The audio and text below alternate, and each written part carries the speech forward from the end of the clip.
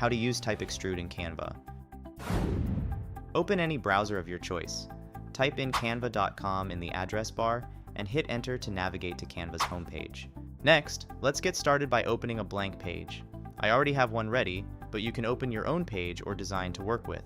Now head over to the Apps section. In the search bar, type Extrude and hit enter. Click on the Type Extrude app as it appears. You'll be directed to its settings, where you can start customizing your text. In the main text section, type in any text you wish to transform. You can then change the font to one that fits your style and design needs. Choose any font that you prefer. The next step is to select a color that suits your design theme. Customize the text color to your liking. After setting the color, I'll adjust the line height to balance the spacing between the words or letters. Now, you can modify the outline thickness. For this tutorial, I'll keep it to 20, but you can choose any thickness that best suits your design.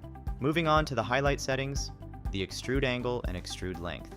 I will adjust the extrude angle to -45 and set the extrude length to 2000. Once you're satisfied with how everything looks, click the button at the bottom that says Add to Design.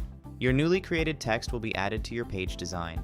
Feel free to adjust it further to fit perfectly with your design. And that's it.